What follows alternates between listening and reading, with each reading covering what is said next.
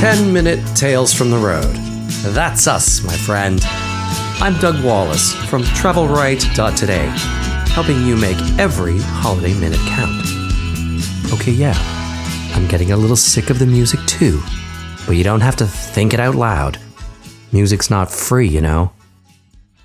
I enlisted the help of a few Western Canadians for this episode's how-to, and I'm sure some of you Americans will also be able to relate to how to get your snowbird ducks in a row. Number 1, write a checklist of things to shut down or turn down. Furnace, water, hot water tank, etc. Unplug the central vac, the dryer, TV, phone, Wi-Fi. Unplug everything from the wall that isn't necessary. Plugged-in things suck up power even when they're not being used. Is that a myth? I'm just going to go with it. Number 2, clear out the fridge of anything that will spoil. A no-brainer. Put all dry foods that may expire in the freezer. Number 3, rig up a few lights. Set some lights inside to go on at dusk, so pesky burglars will think you're at home watching the hockey game. An outside light, too. My sister has a light set up with a red bulb that will glow in the window if the furnace goes out. She's very clever. Enlist a neighbor to watch that your power's on. Number 4, a home security system will make you feel more secure. Maybe get one that also monitors the detection of heat and water. When we burn the toast at home, the nice Nest lady reminds us that the alarm will sound, the alarm is loud. Number 5, set up your mail to be forwarded down south, or get a family member to pick it up. Canada Post will forward your mail anywhere in the world, apparently, but I have no idea how much that costs. Probably lots. Flag your post office box or house mailbox so that you don't get any flyers to just bulk it up. Just mail with your name on it. Number 6, set up all your bills so that you can pay them online if you haven't already. Number 7, is your passport up to date? Will it expire while you're away? Check and check. Number 8, make sure that your travel insurance will cover you for this extended time away from the house. My travel insurance, for example, only covers trips that are up to 16 days long, I think. Anything longer than that, and I have to make a special arrangement. Be sure your insurance includes everything you need it to, i.e., read the fine print or call the insurer and ask a million questions. That's what they're there for. Number 9, pills. Make a date with a pharmacist to make sure you have enough of your medications while you're away, plus an extra week's worth just in case. As we know, I pack things like Tylenol 3s, antibiotics, skin creams, the works. And number 10, make sure somebody has your snow or you'll be hearing it from the city about all those broken hips. Our first ever trip to Newfoundland and Labrador this summer was everything everyone said it would be. Fun, relaxed, gorgeous scenery, lots of nice food, and most important, extremely nice people. Like Ireland nice. That's nice. We specifically went to spend a few nights at the famous Fogo Island Inn, and what a perfect experience front to back. The hospitality is so warm, it's like you're at grandma's house and she's letting you do everything you want and then gives you buns and molasses.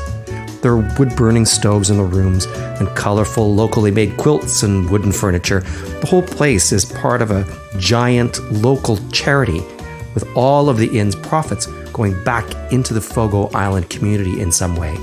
Since we came back, everyone has been asking me on Facebook, how do I go to Fogo if I can't afford the inn? Well, you stay at one of the little guest houses and B&Bs for what really is a very well spent 3 or 4 days. We started our trip in St. John's, staying at the inn at Mallard Cottage in the Kitty Vitty village area. I just like saying that. Highly recommended all around. Same kind of white painted wood walls and floors, spiced up with colorful furniture and fabrics. Little breakfast tray waiting outside the door when you get up in the morning. The restaurant across the road is one of the big destination restaurants in town and booked solid. So before you go, visit mallardcottage.ca. And yes, there were ducks.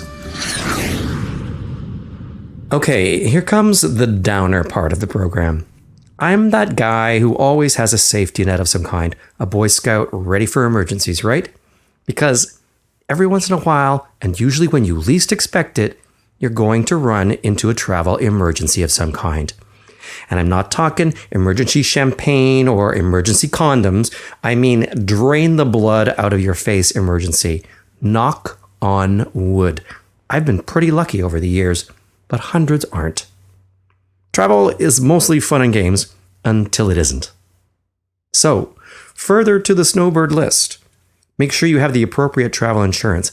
I also have scuba diving insurance, and we top up rental car insurance abroad because you just don't know how you're covered even in familiar places like the UK. We also travel with all of our important info in the cloud somewhere. JPEGs of our passports, driver's licenses, any essential info that would be lost if our knapsacks were lifted. But the biggie is losing your passport or your luggage or everything you own except your shirt. Like, what if somebody robbed you completely, even your shoes? Canadian Consulate to the rescue here. Here's the message. Make sure you travel with the address, phone number, and email address of the Canadian Consulate in whatever city or country you're visiting. The Ottawa Embassy lets you call collect 613-996-8885. Here is another biggie you need to memorize. If you are in total trouble, like you fell asleep at some guy's house and wake up on a mattress in the corner of a parking garage with a big bandage over your kidneys, the email address is sos@international.gc.ca. Seriously, memorize it. Say it with me. sos@international.gc.ca. And speaking of SOS, there was this couple recently on a flight I was on, traveling with their 2 kids. I don't know, maybe 8 and 10. And you could just see they were all going to be trouble. Carping at each other down the aisle, stowing hand luggage and taking forever, holding up the line, oblivious to everyone and everything. Then yelling at the kids during the flight and being verbally cruel to each other. It was kind of abusive and uncomfortable. Everybody's looking around. But then the mom who was behind me started putting her knees up on the back of my seat, like kneading my lumbar with her knees, sitting cross-legged. I had to stand up and look at her directly. I'm like, I can't say anything because I'm just too Canadian, but you're a fucking moron. Then later, she puts her bare feet on both my armrests, which I had to bash with my elbows so she would take them down. Lady, if you're listening to this podcast, I still hate you. And no wonder your husband hates you. And for the rest of you, Canadianness equals conscientiousness. And don't ever forget that.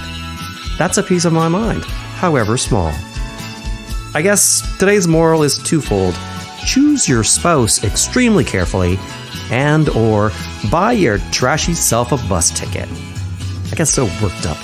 Don't get me started about the streetcar. Find more travel inspiration at TravelRight.Today. Thank you for listening and for keeping your feet on the damn floor where they belong.